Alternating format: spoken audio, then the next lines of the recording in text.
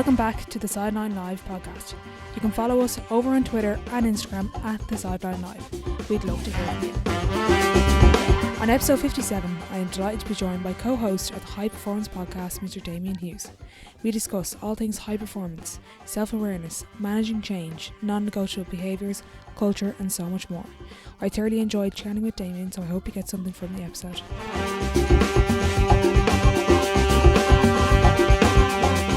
Hi Damian, thank you so much for joining me on the podcast.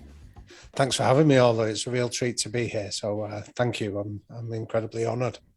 You're the co-host of the High Performance podcast. So I'm going to start off the episode with, what is your definition of high performance? That's a brilliant question. And it's not a brilliant question because we ask it at the start of it. It's just, the reason I think it's such a brilliant question is because we've done over 75 of these interviews now, all, and we've not had one consistent answer to that question. And I think that then leads us into such a rich conversation, because for everybody, their definition of high performance is going to be different than anyone else's. It's going to be unique. But to answer the question, that I'd sort of reflected on it for a long time, and I was sort of trying to think of quite a succinct way of describing it. And when we were doing the podcast interview with Phil Neville, we were sort of having a cup of tea in the hotel that he owns just opposite Old Trafford. And I sort of was chatting with him about that they'd opened up the hotel during the pandemic for healthcare workers. And he just used this really casual phrase. He went, well, you've got to do the best you can with what you've got in the moment you're in. And I went, say that again. And he said, do the best you can with what you've got in the moment you're in.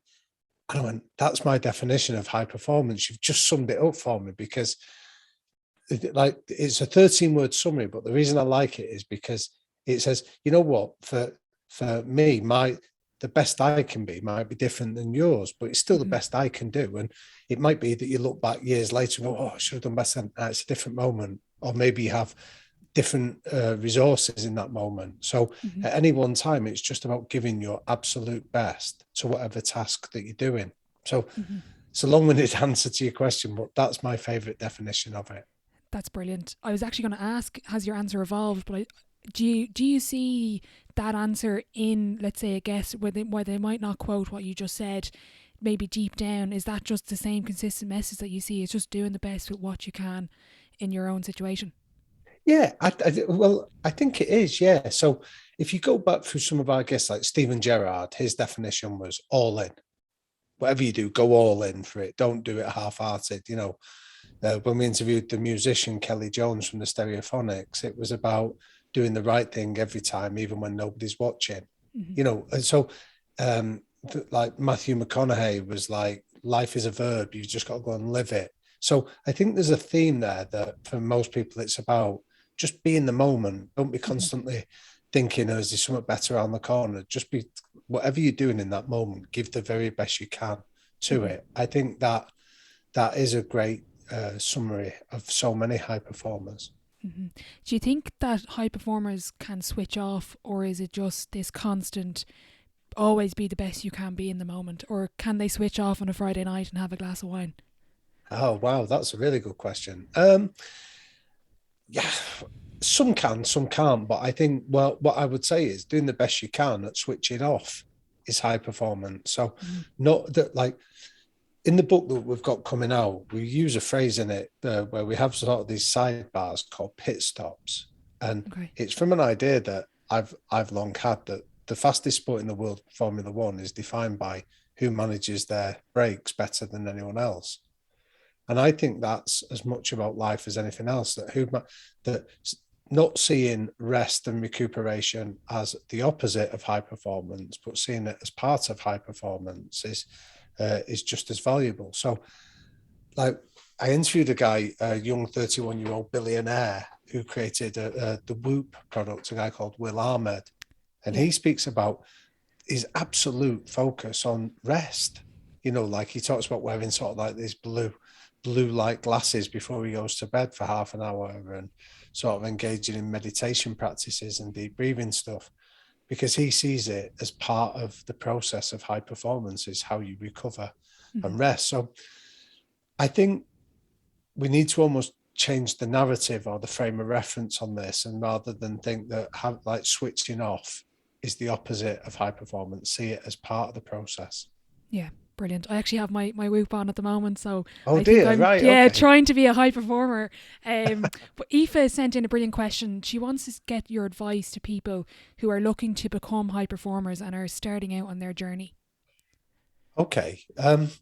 Well, I think for anybody starting out on it, there's three sort of phrases that are worth thinking on. The first one is engage in a moment of recognition, and what I mean by that is that I often talk about the golden seed moment, and that's a phrase that was coined by Sigmund Freud. And Sigmund Freud said for anybody to go on and achieve anything at some stage in your life, somebody has had to come and recognize that you have a talent or an ability for something. It might have been your parents, it might have been a teacher, it might have been a coach early on that just recognized that you had a talent. So I think, first of all, think back to those moments when somebody has recognized the strength or an ability that you have. So once you've recognized it, I then think the second stage is reflection. And the phrase that I use to summarize that all is success leaves clues. And I'd encourage anyone to do this.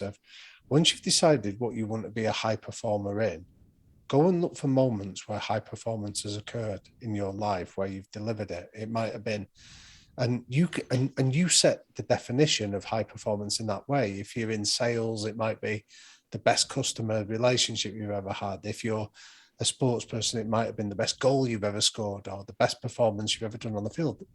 It almost doesn't matter. Yeah. But rather than sort of externalize it, go and do a forensic internal review of it. What were you doing? How did you show up? What would people have seen of you? And start to identify in those moments, what were the replicable and controllable behaviors? So don't allocate things to luck or circumstances. What did you do that you could do every time? So it might be, I had high energy. It might have been that I was really enthusiastic, whatever it is, they're replicable behaviors. And then the third stage is rhythm. Find the occasions where you get to do that. So once you've recognized where you want to be a high performer, then you've sort of reflected on what are the controllable behaviors. Try and then find moments where you can go and get into that flow state of going out there and achieving it. Brilliant. I did a bit of research before you came on, and I was interested in growing up. I think you've a unique story. You grew up with your dad. I know he ran a big boxing club. What was it like growing up in high performance? And from a young age, probably you didn't know, but you were kind of learning these lessons and recognizing these things that you probably learned down the line. You can kind of go back, I remember this guy in the boxing club. It's exactly what I learned when I was younger. Yeah, so you're right. I mean, and thank you for doing the research on it. So I grew up in a part of North Manchester called Collyhurst and Moston, and like a lot of people that maybe haven't been to boxing clubs, maybe you've got sort of like a stereotypical idea that they tend to be in sort of quite tough industrial sort of working parts of cities, and that was certainly the case where I grew up. So. I mean, this isn't anything to boast about, but a few years ago, the area where we grew up was categorized as being the third poorest district in Europe. Mm-hmm. And the reason I mention that is because it gives you an idea of a lot of the sort of social deprivation that then leads to things like high unemployment, crime, drug abuse, gangs, things like that. But that was sort of endemic within the area. But what the boxing club was about, and my dad had founded it before I was even born. So that was where I grew up. It was my playground from as far back as I can remember. It was a proper community hub. It was a place where people could come and be respected and be valued and be recognized. But there was some so I use a phrase on the podcast where we talk about your non-negotiable behaviors, your trademark behaviors. And that goes back, as you say, to very early on. So I'll give you one example of a non-negotiable behavior in the boxing club was discipline. So how did that manifest itself? Well, you weren't allowed to use bad language because that indicated a lack of discipline. If the only thing you could do in a moment was to use swear words, that indicated you didn't have the discipline over controlling your tongue to say something else. And immediately, if you were caught swearing, get down, do 10 press ups, that kind of thing was like the immediate thing about it. But that wasn't a gimmick. It was because if you were going to step into a boxing ring, you needed to have discipline. You needed the discipline to do what you prepared and to turn up on time and things like that. And I think where you can draw almost like a line from my own background to stuff that I do today is, so you talk to people about, so what are your non-negotiable behaviours? But they have to be linked to performance. So that was linked to the discipline example was linked to really high performance and just wasn't ever compromised on. Mm-hmm. And I think what I realized as an adult in many ways, like we often go and do me search where we try and make sense of our life around us. But I think the thing that always stood out for me that intrigued me from a really young age about high performance was the work in the shadows. And what I mean by that was I've never been blinded by the bright lights of sort of like people want to jump on your back when you celebrate. People want to be there when you're holding a trophy. And to me, the real value of high performance is the work that happens in the months that precede those big moments. That's where I love spending my time, because I remember seeing like the sheer hours that my dad would spend, say, poring over footage of an opponent that one of his boxers was going to face and looking for a tell, looking for something that would indicate where they were going to capitalize and take advantage of them. And that's stuff that then once you've identified that and you've done the hard work of analyzing an opponent, then you've got to think of a game plan about how you can execute it. Then you've got to think about how you're going to engage your fighter to buy into that and to build trust and relationships. So that's all stuff that nobody sees because it happens in the shadows away from the bright lights. But if you're going to execute under the bright lights, that's the bit that can't be compromised on. And that's what really intrigued me for so long of growing up. And I think that's where I have an affinity mainly now in my career to work with coaches as opposed to with the athletes. And the reason for that is because I saw the loneliness and the hard work and the struggle that so many coaches go through. But my interest is in supporting them so they can go and help their athletes go and execute the game plan to the best of their ability. Mm-hmm. What you were saying there just reminded me of a previous guest, my own podcast, Johnny Cooper, who might be listening now. It was separation is in the preparation. I'm also interested, I have a lot of younger listeners kind of that are in secondary school and college. How did you navigate that path of being in the boxing club? You found your passion probably from an early age before you even realised it. And how did you kind of grow into the career you've had now? Yeah, so again, I'll have to sort of reference my dad here because my dad had left school. So my dad was born in sort of Catholic post-war Manchester as an illegitimate child, and I think you'll appreciate that, like the stigma that comes from growing up without a father and not knowing who your father is in that sort of Catholic community. So my dad had sort of gone into boxing at a really young age, and he had nobody looking after him. So he ended up sort of getting badly hurt by being overmatched in fights and things like that. So that was why he set up the gym. But he'd left school at 14 and he was illiterate as well because he had no sort of guiding father figure around to make him do it. Mm-hmm. So I think I grew up in the boxing gym, but my dad was not prepared to compromise on education. And he wanted us to, because he felt that education was the way out of any situation we were ever in. So I was really lucky. I ended up getting a scholarship to a really good school in Manchester when I was when I went into senior school. Mm-hmm. But I was like a fish out of water because I didn't know anyone that went to that school. I felt like I was sort of a bit of an imposter in many ways for it.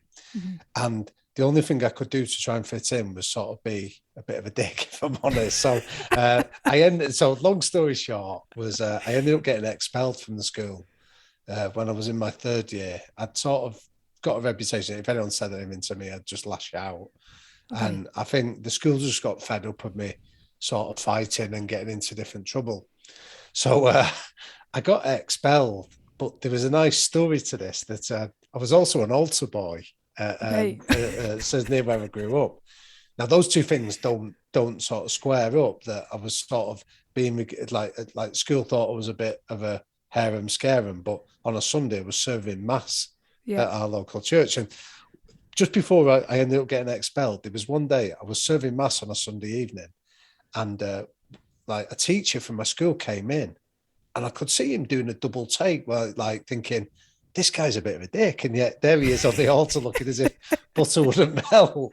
And the next day I went into school, and he was sort of asking me about it and things like that. But and then when I got expelled, this was about a month later, there was a knock on the door that night, and my mum and dad were going ballistic at me and telling me how I was sort of throwing away this opportunity. And it was this teacher who came round to the house, and he'd heard what had gone on. And he spoke to my mum and dad, and then I was brought in, and he spoke to them, and he said, listen, he knows that we're from a good family with good intentions, and he feels that like some of it to me was just my way of coping. And at 13, he didn't have great coping strategies. Mm-hmm. And he said, but he's going to speak up for you and see if he can get them to reverse the decision. But any repeat of this, you're going to be in trouble. Yeah. So this teacher, a man called Bernard Council, went to the school and spoke up for me, and he got them to reverse the decision to expel me, and they suspended me instead. And I remember that night when I got the news through doing it, that was like a really seminal moment that I thought, I can't mess this up. I've got to knuckle down here. Yeah. So after that moment, although I sort of committed myself that I thought, I never thought it was the cleverest, but I thought I'm going to be the hardest working. I'm just going to, anything that I've got to do, I'm going to give it my absolute all and do as well as I can with it. Mm-hmm. And I was fortunate that I think a lot of the teachers there were really generous, that they saw that I was making an effort and I was trying my best and encouraged me. So I felt really lucky that I got nurtured. And then I was the first from my family to be lucky enough to go on to further education at university and things like that. Mm-hmm. And then 10 years ago now, or 11 years ago, Manchester Met University in the Northwest sort of appointed me as an honorary professor of organisational psychology and change because of my studies and my work that I'd done. And I remember, like, my dad's very poorly now, but I remember him telling me that he regarded that as one of his proudest moments. Now, considering he'd had guys that had gone on to win Olympic medals and become world boxing champions. Mm-hmm. I remember it sort of made me cry a little bit when my dad told me that moment of seeing his son sort of recognised in education was quite significant. But for me, I go back to that teacher, this Mr. Council, that sort of spoke up for me, because there was no reason for him to do that. You know, I was fortunate that he saw potential in me that mm-hmm. I didn't even know I had. So I made a promise that I take him out once a year. So myself and my brother, like he's in his mid to late 80s now, but me and my brother go around to where he lives and we take him out. Like, he likes curry, so we take him for curry once a year. And to me, it's almost like I feel like I like doing it because I like him, but I also feel I'm trying to pay in a small way a debt back to somebody that mm-hmm. that sort of was so kind and generous to me. Yeah, and took a chance. So yeah, that was my story. Brilliant. That's a brilliant story. When you chat to your guests now on the podcast and you go into your teams and organisations, how much of their success, ability or mentality, etc., is down to the environments that they were exposed to at a young age? Wow, okay. I think an awful lot of them would tell you that it was central. So okay. When we ask, like, there was a study done by the British Olympic Association a few years ago that one of their phrases they used was trauma leads to triumph, where they looked and there was a huge proportion of high performers in that sort of Olympic program that had experienced some kind of setback or trauma, whether it was losing a parent or coming from broken homes, or, you know, even if it was like being bullied at school, it could be anywhere on a spectrum like that. And I think an awful lot of them had gone through that. And I think a lot of our high performers will talk about those kind of experiences themselves. So I don't think we need to go through trauma, but I think that it's how you reflect on those traumas that can do it. So for some people, it can break them, it can scar them for life and they don't recover. But what's interesting is, say, for example, when we interviewed Tom Daly and we spoke to him about when he'd sort of pursued diving at the age of 7, that subsequently led to him being quite badly bullied at school, where he had to move to a different school, and he'd gone through that. Then he'd spoken about the loss of his father when he was 17, and he was talking how very much those events had shaped him in terms of it made him realise about taking responsibility rather than externalising it and blaming others. It was, what can I do? It was about the idea of stop whinging, just focus on giving your best. So I think environment plays a huge part in it. I think there are some factors, like every one of our high performers has had somebody like my Mr. Council story, or where somebody's come along and recognised and encouraged and nurtured them in some small way. So I think that's definitely a part of it. And then I think at some stage they've all received great coaching. Do you know what I mean? And I'm not talking about being necessarily technically great coaching, but somebody that's come along and recognised they've got a talent and tried to nurture it. Yeah. So I'd hesitate to put a percentage on it all. I know that there's one study that suggested that 70% of high performance is contained within the environment. I've seen that. I'm not sure I'd put a percentage on it, but I'd certainly say it's a pretty significant factor. Okay, brilliant. Over the last 18 months, we've all gone through huge change. As a high performer, how do you manage change? Well, when we deal with change, I think that we talk about what's going to change. And I think sometimes a nice way of framing understanding change is to take a quote that's attributed to Jeff Bezos from Amazon, where he said, when people look at what's going to change, it's also helpful to ask the question, what's going to stay the same? Mm-hmm. And I think when we come at change from that angle of, well, what's going to remain the same? I think for all of us as humans, there are certain factors that we all need, regardless of circumstances might change, but we're not going to change in the fact that we will always need to be in an environment where we feel a connection with other people. Mm-hmm. We're always going to be in an environment where we're going to feel that we have a sense of control and autonomy, and we're going to be in an environment where we need to feel valued.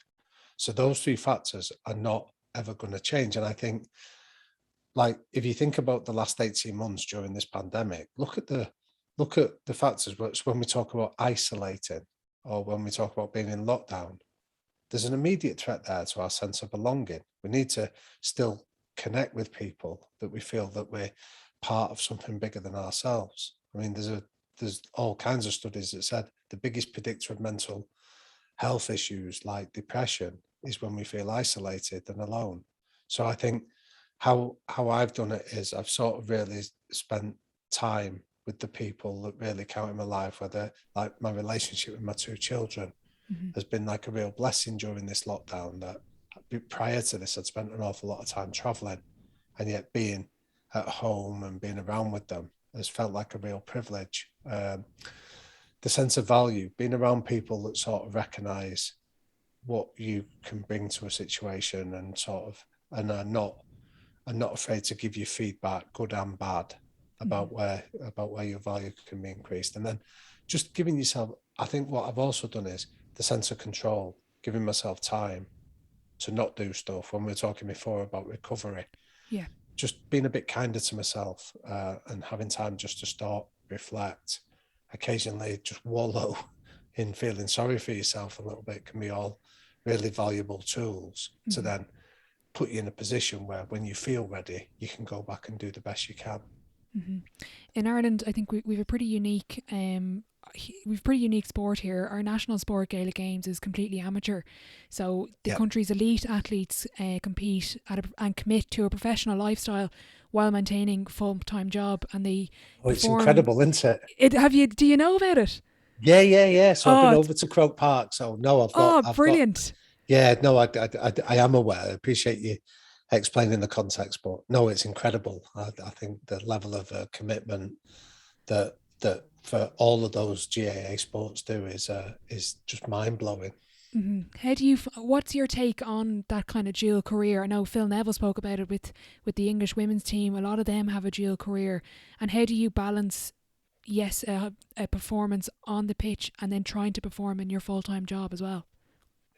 Yeah, I think there's I actually think it's really healthy. You know, like when I've been over to Ireland, and especially during sort of the finals period, which is around Yeah. September time, isn't it? September, yeah. Yeah, I've been to Kilkenny, and like all the colours are out on the streets and everything, and like I think first of all, I love the sense of community, the pride in community. I think it goes back to something that I just mentioned there about what's never going to change. We're all creatures that need to belong, and I think I love that idea of feeling a sense of belonging with your community, and the fact that you're watching people out there performing that come from your community. The chances are, the degrees of separation, you'll know somebody that is out there performing. So I love that, and I love the almost like the purity of the amateur philosophy. Because if you look at the etymology of that word amateur, it comes from the word amo, which is love in Latin. So you're doing it because you love it. And I think that leads us to a bit of the answer there, that I think, first of all, that if you're going to pursue it like that as an amateur, you've got to really love it. And I think you've got to connect to that sense of, why am I doing this? And I'm not doing it for the riches or the material possessions or the fame. I'm doing it because I just love doing it. And I do it I remember when I wrote my first book, that I did my first book about 16 years ago now. And I did it just because I loved it. I didn't do it because I wanted to be published, because it didn't get published. I had to publish it myself. And the second book, I published it myself because I just loved doing it. And I did it with the third and the fourth.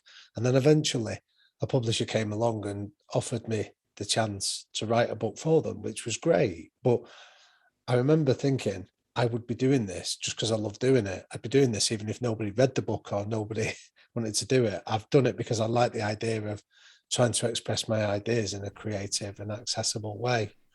So whilst I'm not comparing myself to any of the GAA athletes that you describe, I think all of them, if you scratch them, would say that it all starts from just a love of the sport or love of the sense of playing with your mates and things like that. And I think that's got to be true for any of us in anything we do in life, whatever our professional job is, as well as our hobbies. We have to answer that why question of, well, why are we doing it? And somewhere in that analysis, it's got to be because I just love it.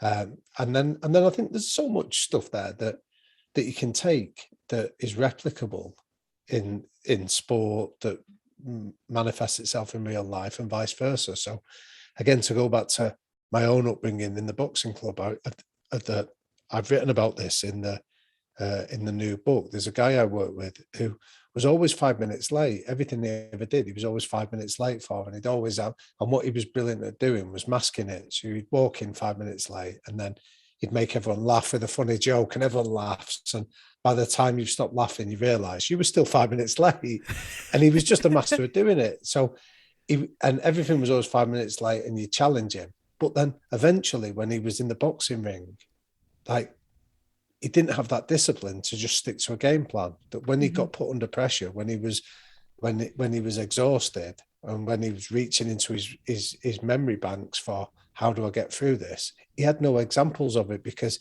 he'd never had to have the discipline of doing something when it was uncomfortable. He'd always just turned up at his time, at his pace. And yet in a competition, the opposition aren't going to give you that.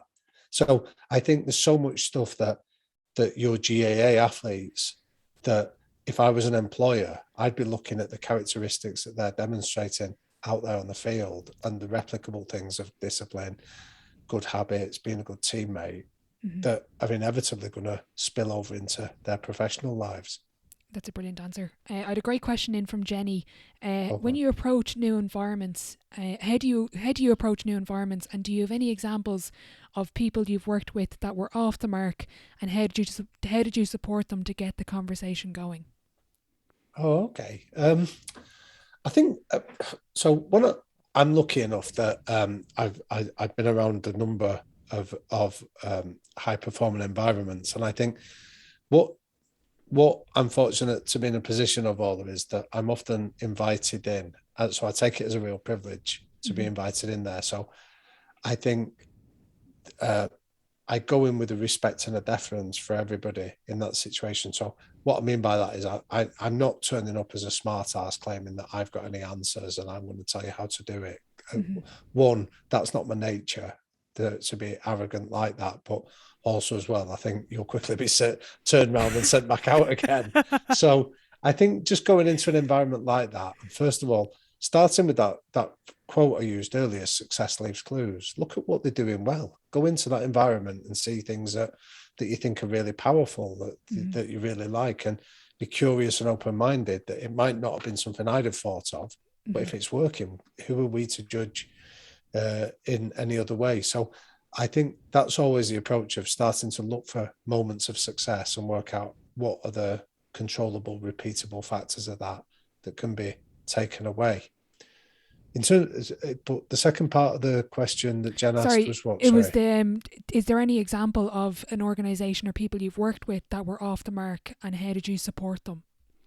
Right. Okay. So, yeah, I think sometimes you can go into these environments and see things that they might be like habits that have built up over years that nobody's ever so coming in as a fresh pair of eyes, you almost go and say, well, why are you doing that? And when you don't get a good answer, they'll go, we shouldn't really be doing that. So I'll give you a really anodyne example that doesn't betray any confidences with any of these places. That one of my big pet hates you see in sort of these motivational quotes up on walls of gyms. Do you know what I mean? Like where it says winners never quit and quitters never win. And I go, that's bollocks. And they go, what? And they go, that I know plenty of successful people that have quit. I know lots of quitters that have gone on to win. Why have you got that up there for? And it's just like motivational wallpaper. And it's like, because we've got to put something up and say, either have a blank wall or have images of your people being successful. Brilliant. Or remind people of the non-negotiable behaviours that you've got. So if you're going to put something up that's useful. Don't just put quotes up that you've read from somewhere else, because I don't feel like, take that example of quitters never win and winners never quit. You go, well, yes, they do. But secondly, what kind of message are you trying to put out there that sometimes some people just need to go, this isn't for me. And that's fine to do that. So that's a really like simple example where you can sometimes just go in and they've got, that quote's been up for years. Just take it down then, because it's not complementing the messages. The consistency of your environment isn't there. So I think sometimes, like Jen's question's a good one, because I think it's about alignment, that it's about making sure that the non-negotiable behaviours that you want in your culture have to be aligned, because we can spot contradictions. Yeah. So say, for example, if you're saying that we're all in it together, right? But then you've got reserved car parking spaces for senior leaders. Well, you're not in it together then, are you? Yeah. What you're saying is that some people are more important than others. But if the message that you're trying to preach is that we're all in it together, we're all on a level, don't have that, because there's a misalignment there. So sometimes you can go in, and once people identify the behaviours, you can work your way back and go, well, we need to think of a different way of doing this. Or maybe you've got stuff that's going on in your environment that's unhealthy. You mentioned non-negotiable behaviours there. For yourself, what are your 3 non-negotiable behaviours that everyone must buy into?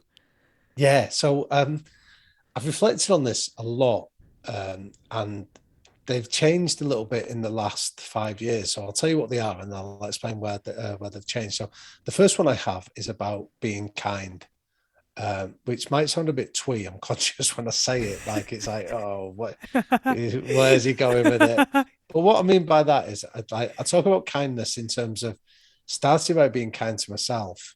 And I think only when you be kind to yourself do you then have the capacity to treat others with kindness. So it's not about being some kind of martyr. It's actually quite selfish in many ways. But where I came to this understanding was that I've, like growing up as I did, where I've explained the environment, there was almost this idea of, and I said to you, I had that moment where I got expelled and I thought, I might not be the cleverest, but I'm going to work my hardest. And I've sort of like had that narrative in my head for a long time. So it's always been that whenever I've felt exhausted, it's like, oh, just man up or just crack on, keep going with it, stop whinging, just like get your head down. And I don't feel that that kind of mindset has actually always been that helpful, because Okay. there's been times where like red flags to my own health and sanity have been sort of waving furiously at me, and I've ignored them because of the Okay. idea that you just have to keep going. So there's been a couple of occasions where I found myself quite seriously ill in hospital with Okay. meningitis. And I'd sort of like so I remember the last time when it happened was a good few years ago, but the doctor just said to me, "You've worn yourself down to a frazzle that you were going to pick up an illness, and you've just got unlucky Yeah. with meningitis." But I'd known it was coming for a lot Okay. longer, and I'd had this idea of just crack on. And where I adopted the kindness mentality was that I've got two children now, but when my son was born, he's 12. I remember somebody asking me the question of how would you feel if somebody spoke to your son in the way that you speak to yourself?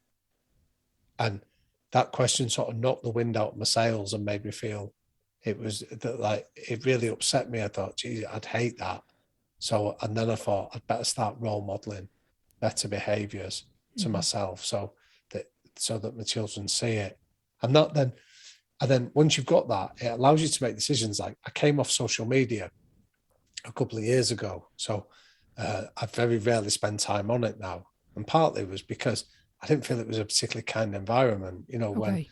like even when you see sport and people are like quick to like make personal or snide horrible comments to people, you know, well, that to me isn't kind. Do it if you want, but I don't want to be a part of that. So kindness is my first one.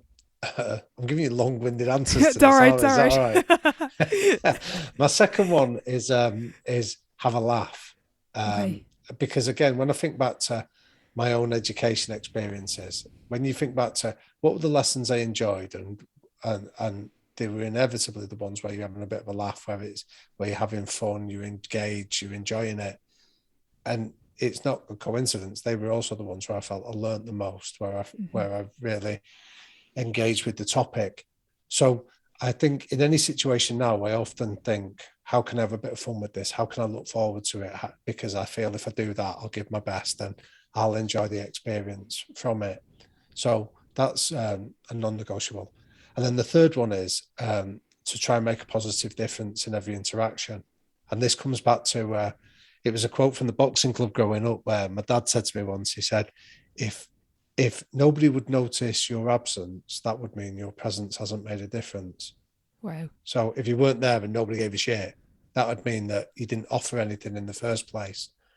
And that's something in every situation of, in any situation, how can I contribute positively to this? How can I make this environment or this experience better for doing that? And again, what that's led me to do is sometimes I've worked with teams where I don't feel I can make a positive contribution anymore. Maybe I've been there too long and my voice is being diluted, or people go, oh, he's saying the same thing again. So that has often led me to go, you know what, I'll go now. Not because I want to fall out with anyone. It's just that I don't feel I can make the positive difference that I want to. So they're my three. So be kind, have a laugh, and make a positive difference. Brilliant. I think I found my new favourite quote there. But one of the biggest things I love about the guests on the podcast is how self-aware some of them are. And if there's anyone listening that really struggles with being self-aware, is there anything that they can do? Is there an exercise maybe you'd recommend to improve someone's self-awareness? Yeah, go and get feedback. Just get feedback from the people around you. So I think we often sort of associate feedback with something that's unpleasant or is something about negative, like pointing out negativity or things we need to improve. And that can be part of it, but that's not the whole purpose or the whole picture of feedback. So getting feedback off people of what can I do better? What am I good at? How do you perceive me? Anything that I'm doing that I need to continue doing. Things like that is a really effective way of getting your levels of self-awareness up. So we all suffer from so a phrase I use is I talk about we can all get stuck sometimes in peak idiot state. Yeah. And peak idiot stage is like where you get caught in the idea of thinking you're better than you are about something. because you're deluded, because you're not getting feedback. You're not getting anyone around you that says, stop that.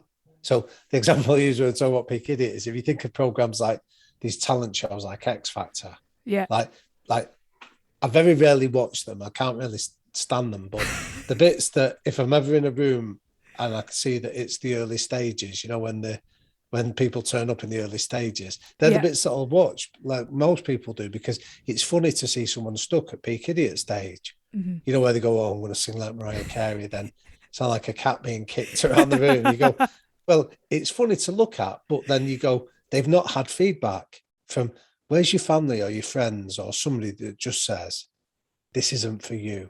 You know, sing in the shower, sing in the house, but don't go public and do this because you're not as good as you think you are. So the first time they ever get that honest feedback is from somebody horrible like Simon Cowell that's making a series of snide remarks. Go, why have you waited till then? Why didn't you have somebody in your life that would have given you that feedback in a gentler, less humiliating way than what they did? So that's where feedback is so valuable. So again, to go back to like one of the earlier questions, that if I'm ever working with a team, that's one of the things I'll often say is like, let's find out what their level of self-awareness is like. So once we've agreed the behaviours that you're going to work on, score yourself. Give us a mark at how good you think you are at demonstrating these behaviours. The second stage is, now let's get feedback from your teammates and let's see if your self-awareness is consistent with how others see you. And this is often one of the, it can be a really fascinating exercise to do with teams, because sometimes you'll get guys that are a lot better than what they are, than what they think they are. So to get that validation from their teammates can be really good. And on the rare occasions, you'll get someone that is deluded. And when they get the feedback from the teammates, it can be a shock to them. Yeah. But if they're open to it, they can actually then learn from the experience. So to answer the question, self-awareness is raised by get feedback. So a nice way of thinking about it, if anyone's listening to this and going, so who do I get feedback from? Think of the 5 most important people in your life. Think of the people who love you more than anything in your life. So that, like when I do this with young athletes, they might say, well, my parents, they might say a coach, they might say, you might have a boyfriend or a girlfriend, you might have a best mate, say, and so that quickly adds up to your 5 and say, go and get feedback from them against these behaviors. So don't just say, what do you think of me? Go with and like focus and say, you know, how good am I at being disciplined, if that's one of the trademark behaviors you wouldn't be known for, or how good am I at being enthusiastic or optimistic, and get feedback off them, because they're the people that love you most, and therefore know that there's a good chance they're the ones that are going to be the most honest with you. Brilliant. Another thing that comes up a lot in the podcast is kind of a daily habit or routine that people go through. Do you have any specific habits that you do on a daily basis? Yeah, so again, these are what are almost like referred to as keystone habits, things that you do without almost thinking about it, but the ripple effect of them can be significant. So a really simple habit that I get into is that when I come into the house, I try not to come in encumbered. I don't try to, like if I've been away for a few days, I don't come in with my suitcase and everything else and my coat and things like that when I get in there, because I think I don't need that. When I come in, I want to just, I want my children to, so the question I ask myself is, what would the best dad in the world do when he walks in through that door? Now, I'm not saying I go anywhere close to being the best dad in the world, but I don't want to be distracted. I don't have my phone out. I don't have distractions. So when I get in, I can see my kids and I can engage with them and talk to them about what they've done. So that's like a habit where I turn my phone off before I get out of the car. I don't bring anything in with me. I put it in the boot of the car. So then when I come in the house, I can give my kids my full attention. That's like a really simple habit that I do. The last couple of years, and another habit I've got into is we got a dog. I've never grown up with a dog, but we've got Teddy the dog, and I'm the one that takes him out every evening, just me and him, and I don't take any distractions with me. But I just go out and I just give myself a thought.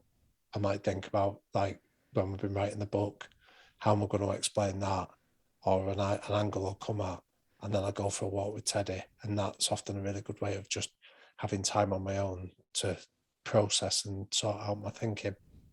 Brilliant. I have a load of questions in about the podcast. when did you realise that you started to make a big impact on people and that listeners really engaged with the content? Yeah.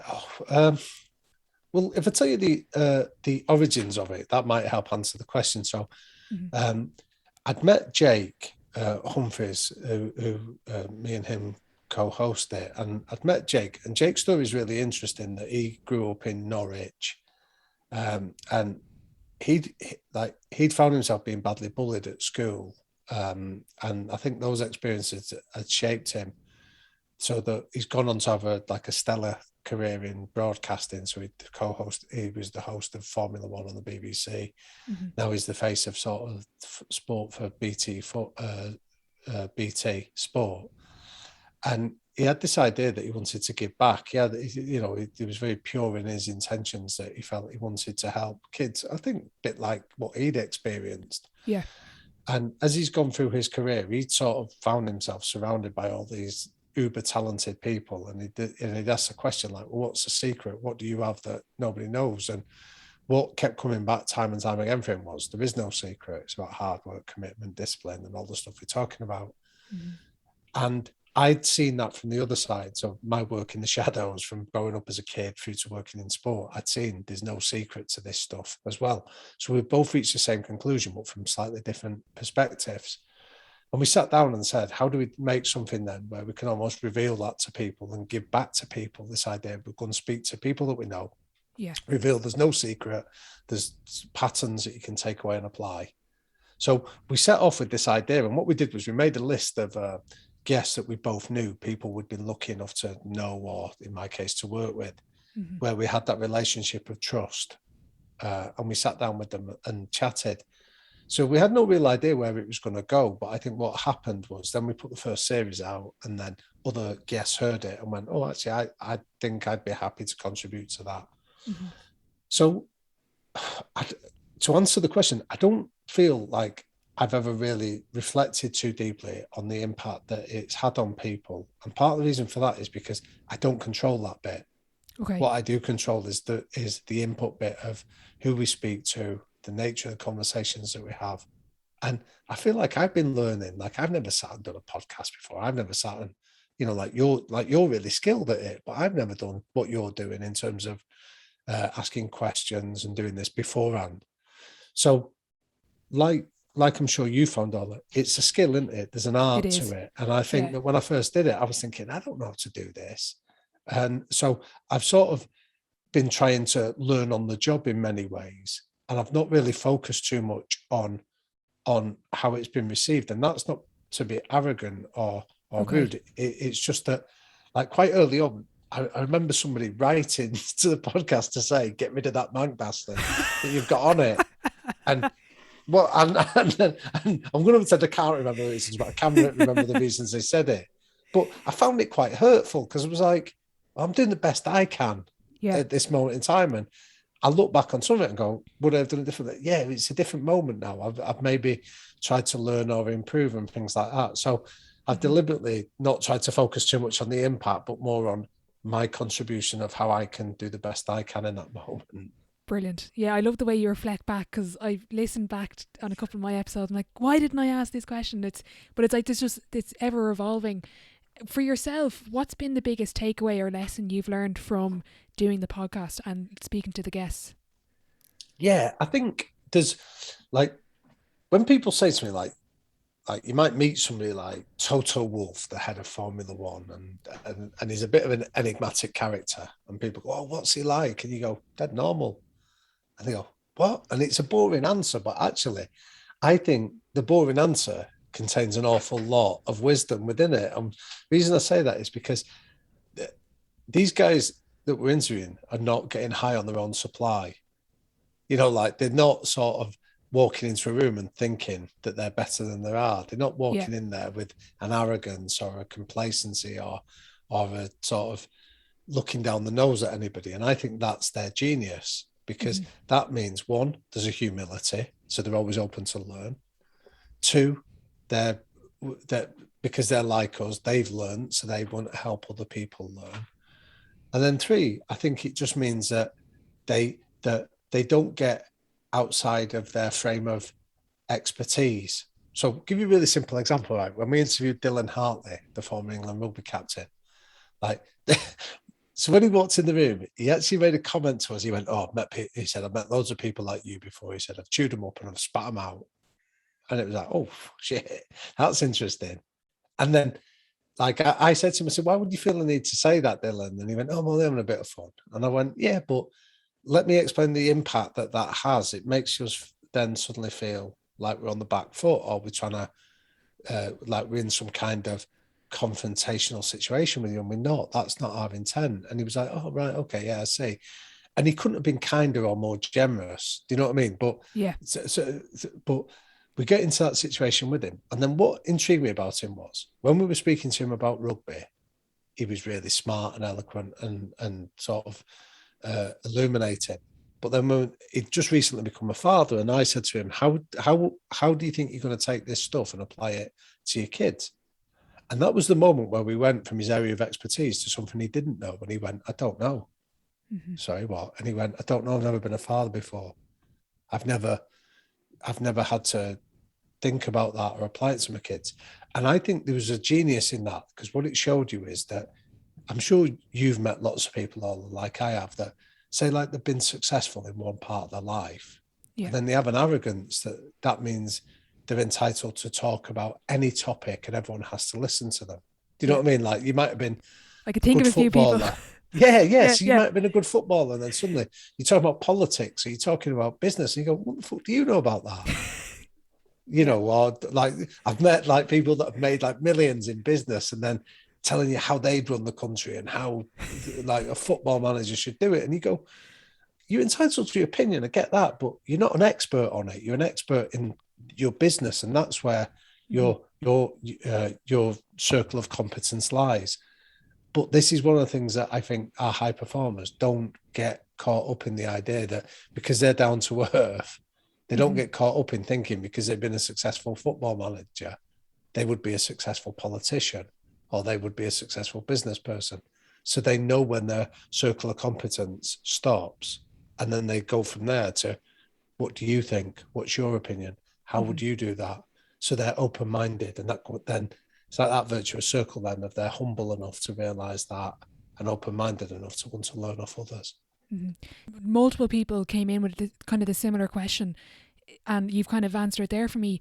Is humility and being open-minded sort of the biggest, most common traits you've noticed, and the traits that separate the high performers from the rest? It's certainly a big trait that I have noticed, and I think if anyone's listening to this that maybe wants to feel that sense of reassurance, that there's been very few of the people we've been lucky enough to meet that haven't demonstrated that humility. And humility isn't like, I'm always conscious that humility gets a bit of a bad rap, because how often do you see things on, say, social media where it's somebody telling you, "Oh, I'm humble," while stood in front of a big posh mansion they own, or do you know what I mean? Or, "I'm down to earth," while sat on the bonnet of a brand new sports car, and you go, "No, you're not," because it's contradictory what you're doing. So I think people think that just because you say you're humble, that makes you humble, and it's not. It's how you behave that's humble. So, but an easy way of explaining it is when you talk about it in three stages. Peak idiot is stage one. Valley of humility is stage two. And valley of humility is you're just curious. You're open-minded. You read a lot. You ask questions a lot. You listen to your podcast a lot. And then the third stage is you've got what we call the hill of knowledge. And the hill of knowledge is where you know why you're good at it and you can explain it, but you're not afraid to go back and get more information from the valley of humility to take back onto the hill to get better at something. And I think that has been a really consistent feature of so many of our high performers, that they have that humility that just leaves them open to new ideas, new ways of doing things. I remember reading many years ago, Sir Alex Ferguson spoke about Ryan Giggs, and he said Ryan Giggs will listen to anybody if he feels he can improve them. But he said what he's also got is a highly attuned bullshit detector in his head as well. So he'll listen to you, but then he'll quickly discern, is this valuable or not? And if he doesn't feel it is, then he'll stop listening. But I like the idea he starts from the position of being open to something new and different. I have a question in from one of those GA athletes we were speaking about earlier. He wanted to know who's impressed you the most on the podcast so far and why. Right. Okay. So again, it's really like I feel a bit disingenuous in selecting one, just because I think they've all impressed me in different ways for different reasons. I think if I was pushed and said you have to choose one, I think I'd go for the South African rugby captain Sio Kolisi that we interviewed, because I'll tell you why. A friend of mine called Tom had worked with him down in Cape Town, and when I'd caught up with Tom, he said to me, "Do you want me to ask if Sia could come on?" And I said, and I knew he was an impressive rugby player, but that wasn't the reason they impressed me. My mate had said to me, he said he's the best hugger of anybody I'd ever met, and I was like, what? And he said he gives the best hugs of anybody I have ever met in my life, and I was like, that's a really intriguing answer. Tell me why. And he said like his nickname is the Bear, so he's not a man that automatically you assume like a He's bear a good hugger. hug, I suppose. But yeah, that's not what your first thought goes to. But then my mate Tom had said to me, he said, you know what? He said he gives the same hugs out to the cleaners at the club that he does to the president of South Africa. Everybody just gets treated the same with him, where he's got this warm, open manner to him. So I got his number and I phoned Sia up and I spoke to him, and he was busy and he had lots of demands, but he said, I will help you. And it took us about 6 months to nail it. And then it was a Sunday afternoon, and we sort of made the time and we sort of zoomed in. He was down in Cape Town, and I came off the phone. I came off the call and I said to my wife, I said, I feel like I've just spoken to a guy that's going to be a future president. That guy's going to do something beyond rugby, because he spoke to us about his background. He'd grown up in a township where his only toy was a brick, not a toy brick, just a brick. And he spoke about how that had taught him to make the best of every situation in life. You know, he didn't have access to his parents. His grandmother brought him up. She used to feed him sugared water at night because it had expanded his tummy and convinced him that he wasn't starving. And he spoke about, then he got this chance to go to a school where he got a scholarship to play rugby. And he just said, too many people moan about not having opportunities, but when the opportunity comes, they're not ready to take it. And he said, I felt my life had set me up to take these opportunities. And then he told us a story the night before the World Cup final against England in 2019. His wife had said to him, she said, don't worry about tomorrow's game. You're going to win the game. She said, what you need to start thinking about is what are you going to do with your platform of being the captain of the world champions. Wow. So he said the night before the World Cup, he was making plans to set up an academy for poor township kids. He was doing something to speak out about gender-based violence. And he's talking about this stuff and you're going, this is incredible. This is a bloke that just, like he said, you know, somebody else will come along and captain. Well, I'm not always going to be the captain of world champions, but I feel in my moment in the sun, I can make a difference to the lives of others. And that's my sense of purpose, of getting other people, giving people opportunities that they can take. And it was one of those moments where you just go, I'm in the presence of greatness here. This is somebody that has got a real sense of who they are and what they can offer to life. So I could tell you a dozen stories of similar characters like that, but he stands out for me at the moment to answer that question. Brilliant. You've mentioned your kids previously. If they were to listen to the podcast, what lessons would you like them to learn from it? Well, it's funny you say that. Like, so my son is 12 and my daughter's 8. So they don't really listen to it. And I think partly is because you're never a prophet in your own town, are you? So it's the dad on it. So it's like, what will I listen to you for? But when my son started at senior school last year, he's been mithering for a phone. He's been asking me and his mum for a phone for ages, and we've just kept resisting. We're not getting your phone, not getting your phone. But then we had the promise. We said, when you go to big school, because he's got to get buses to school, said, we'll give you a phone then. So before we got it for his birthday, we were out walking, me and him one day, and I said, what are you going to, I said, why are you so excited to get your phone? I said, what is it that's really getting you so excited? And he went, I want to, the apps. He mentioned apps. He said, I'm going to get apps. So I said, what apps in particular are you going to get? He went, I want to join Instagram. So I said, no, you're not. He went, I'm joining Instagram. I said, no, you're not. I said, I'm telling you, as your dad, you're not joining Instagram. Why am I not joining Instagram? Why can't I do it? So I thought, this is a coaching opportunity and I can use the podcast for it. So I said, well, I'll tell you what we'll do. I said, let's not argue about it. I said, I want you to do an exercise for me and then we'll debate it after that. So he said, what is it? So I said, I gave him some questions about Dina Asher Smith, right? So I said to him, I want you to research her. He said, I know who she is. I said, right, is she good at a job? I want you to go and find out. Is she good at what she does? And if so, how good is she?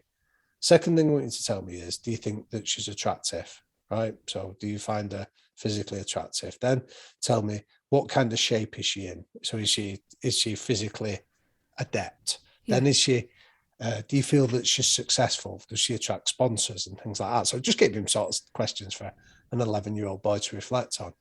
And then I said, and then when you've done that, go and do the research, come back and we'll talk about it. So we came back and he's like, well, she's the best in the world at 200 meters. So she's obviously good at her job. She's physically phenomenal shape. You know, she's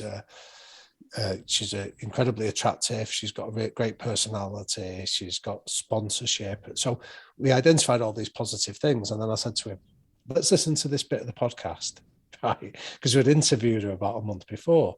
Yeah. And in the podcast, she said, I don't go on Instagram. She said, I put stuff out on Instagram, but I don't go on it. And when we asked her why not, she said, because I feel shit about myself. She said, I go on there and I feel that I'm not very good. I feel my rivals are better than me. I feel unattractive and ugly.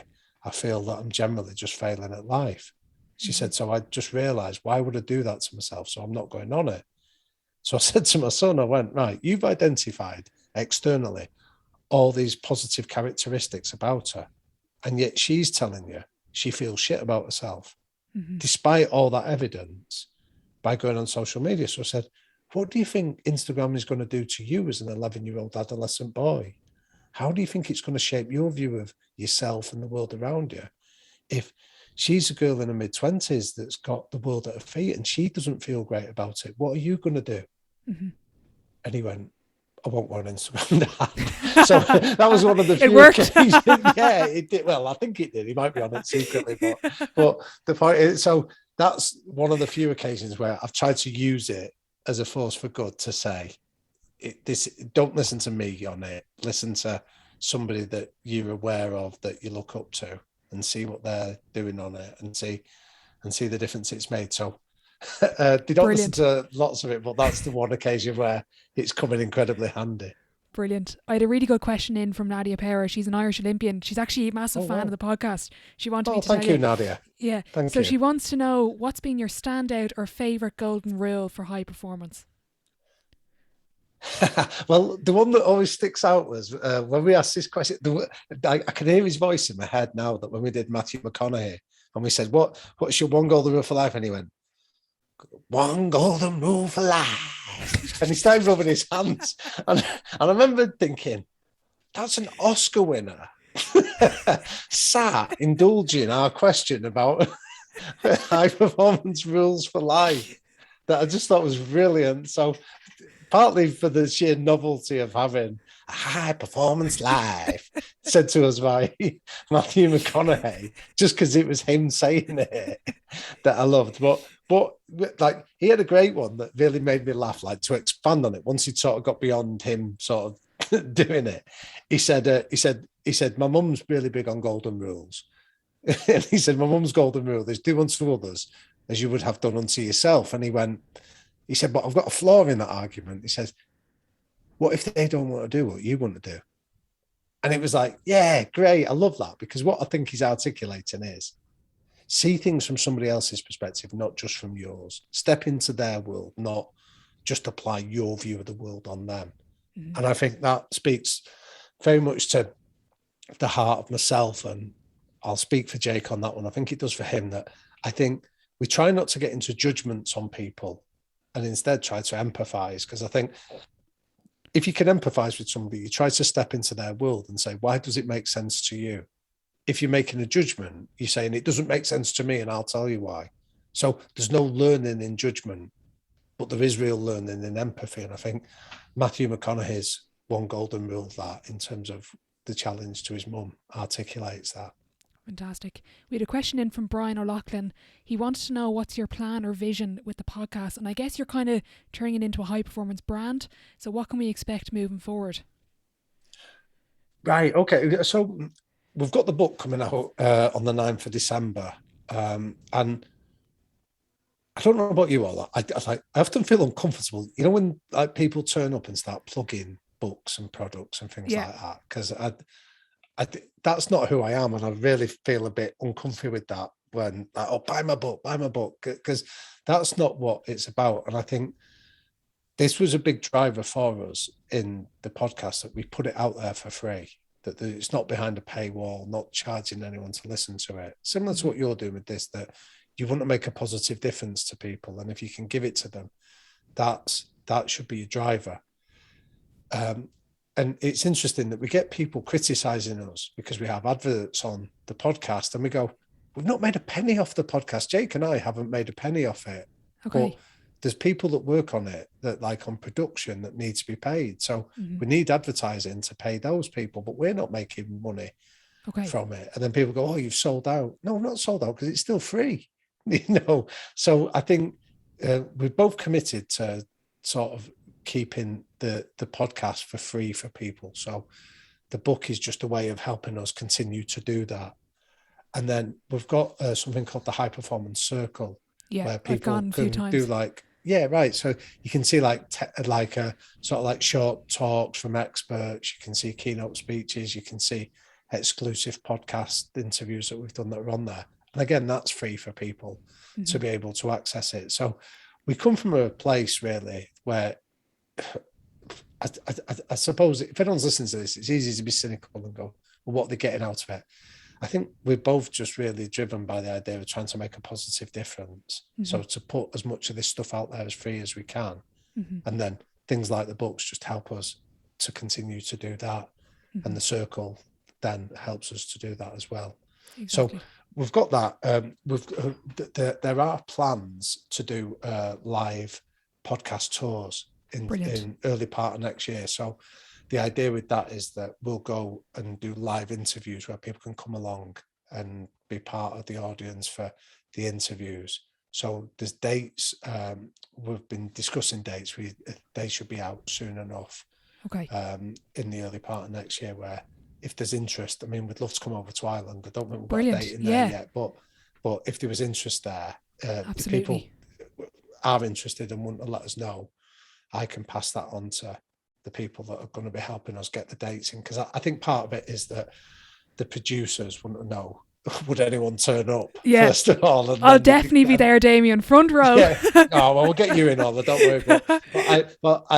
So I think it's one of those balancing acts that they want to know, would there be interest from people to come along before they then book the venues and things like that. So I'm not that well versed in how that side of it works, but the plan is early 2022 we'll be doing a live tour as well. Brilliant. I've asked plenty of my guests this question. I'd love to get your take on it. What is your definition of success? Oh, wow. I'd love to hear some of the other definitions of it. I'll send you a couple of clips. Yeah, do, please. I think that's such a really powerful question. I think, and again, I think this has changed a lot recently. So I'm conscious of like where I am in my life at the moment, sort of my age, and being the father of 2 children has sort of shifted my definition for it. And I think part of it is finding purpose in what you do, and that purpose making you happy and fulfilled. So it's not about external trappings or anything like that. It's about discovering that sense of purpose of why you think you were here, and then getting the chance to do that, and by definition it making you feel happy, satisfied and fulfilled. Brilliant. I'm going to move on to the Sideline 7. It's similar to yourselves. I run a segment at the end of every episode. It's the same 7 questions. Is this quick fire? Do you need me to come back? It's sort of quick fire, but thought-provoking. You take it whatever way you want to go. Okay, go on. Question 1. What is your favourite quote? My favourite quote is that it's a quote from Bill Bullard that says, empathy is the highest form of knowledge. An opinion is the lowest form of knowledge. Empathy requires understanding and suspending of ego. opinion just requires you to shout louder. So, Wow. so it's not a succinct quote, but it's Yeah. one that really resonates with me. Empathy is the highest form of knowledge, by Bill Bullard. Brilliant. Question 2. What's the best sporting event you've been to? The best sporting event. I'll tell you. Can I give you 2 for this one? Give me two. Yeah, I'll take it. Yeah, because I think so. The best one I was ever at, and there was deeply personal reasons for it, was I used to carry the spit bucket for my dad in the corner for fights, and back in 1996, I was in the corner carrying the spit bucket for the WBC World Super Middleweight title fight with a guy called Robin Reed from England against the Italian called Vincenzo Nardiello. And Robin Reed won. And that meant my dad became the first Manchester man for nearly 80 years to train a world boxing champion. So there was a real personal element to that.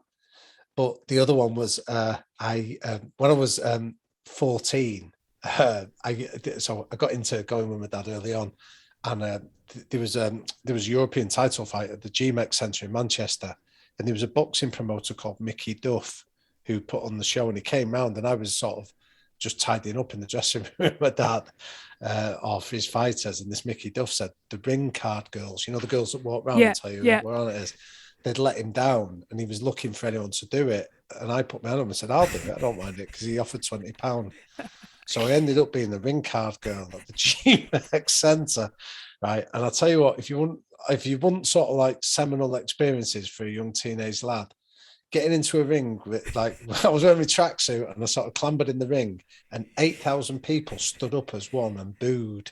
Because I think, imagine the sheer disappointment that a 14-year-old scrote like me gets in the ring, and you're expecting some glamorous looking girl, and people are like, what? Boo! So that sort of sticks in my mind as a seminal moment, wasn't it? So that's my second event.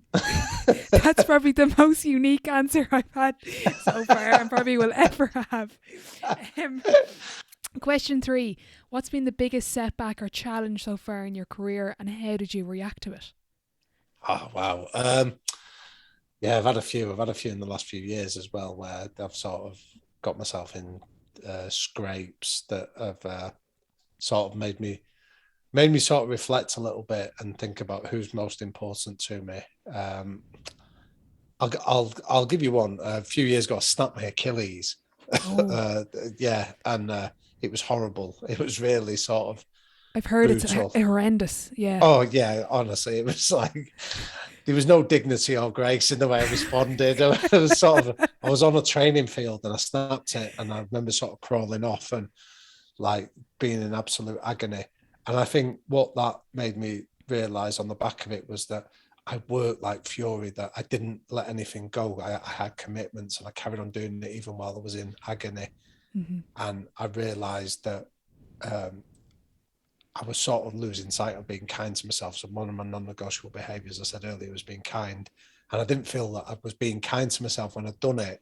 Mm-hmm. I sort of just carried on working at a furious pace and sort of ignoring what had gone on. So again, moments like that, I think I get frustrated with myself because I go, why do I have to wait for something like that to happen before I give myself permission to be kind to myself? Yeah. So yeah, that was a big lesson to remind myself of that. Brilliant. On the flip side then, a bit more positive, your biggest achievement so far in your career? Oh, wow. I find that one harder to answer. And this isn't sort of false modesty or being or being sort of trying to downplay it. I often feel the nature of the work that I do, Ola, means that I think to try and claim credit for any of the successes is a bit of a false narrative. That, when you hear people say, oh yeah, I contributed to that. And I go, if I'm honest about what I contribute, I reckon if I say, I reckon I think about 1% to it, I reckon I'm still over exaggerating. Yeah. Because I think my job is to help and support coaches to then work with players to do that. So yeah, I find it a lot harder to define. So I'd say my biggest successes have been about the relationships that I built up with people, not the sort of the external outcomes of it.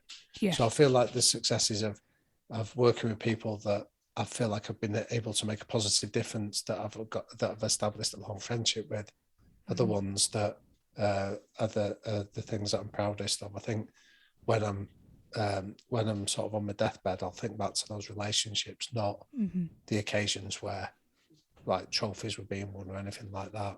Yeah, I love that answer. Who would be your dream dinner guest, or for yourself, your dream podcast guest, and why? My dream dinner guest. I'm gonna go for that one of Eric Cantona. Okay. So he was sort of like growing up in Manchester as a Manchester United fan. He sort of came along, and I think I'd grown up with that era of like United just being inconsistently consistent. And I think when he came in, his home, and he shifted the culture. He was a cultural architect, is a phrase that I use. Of he came in and just, I think the ripples lasted for 20 years from him in terms of what he'd done. And I just love his uncompromising nature of being himself and not being afraid to be himself. So I'd love to have him as a dinner guest and on the podcast. Brilliant. If your life was a book, what chapter would this be called? Oh, that's a great question. So what would this chapter be called? As in, but This, so this period of your life, what would this be called? Right, okay. This would be the waking up and smelling the coffee. Because I think, again, to explain that, I think the age I'm at now, I think you realise a lot of the stuff from your earlier career, you realise sometimes you're chasing the wrong things, or you're sacrificing the wrong relationships and things like that. So I think I've got enough scars now to have occasionally been put on my arse to realise that actually none of that's important, and therefore focus on the stuff that is. I've added in an extra question, but before I let you go, who should I have on my podcast? Who would you like to hear me chat to? And if you do name someone, I'm going to ask you for a bit of help to get them on. Oh, go on. Right. Well, I think, so first of all, can I say that I think what you do with this podcast is brilliant. Thank because you. I think I know how hard work it is, and I know the preparation and the effort and the commitment that goes into it. And that's almost like a hidden skill that nobody sees it. Yeah. But I feel, because I'm on a similar side of the fence to you, I can recognise it. So I'd really acknowledge that. Thank you. We've mentioned him a few times. I'd say get Jake on it. I think Jake, as my co-host, has got some really interesting insights that he can offer, both on the podcast for some of the guests that we've been speaking about, but also from his own experiences of sort of being in the Formula One paddock and working with some of these guys on in the football now. I think Jake comes from a really pure place with this in terms of wanting to help people. So I think he'd be a great guest for you. Brilliant. I really appreciate your kind words as well. That means a lot. Look, you've been so generous with your time. We've gone way over. Thank you so much. Keep up the brilliant work. I'm a huge fan, as I said before. Oh, I've loved it. Thank you, Ola. A huge thank you to Damian for taking time out of his busy schedule to join me on the podcast. I thoroughly enjoyed our chat, and I hope you got something from it. I just want to wish him the very best of luck with the new high performance book coming out this December. If you did enjoy the episode, I'd really appreciate if you could leave a rating and a review on Apple Podcasts, as it does help the show grow. Be sure to follow our social media at The Sideline Live for more. Thanks as always for listening, and I'll catch you in the next one.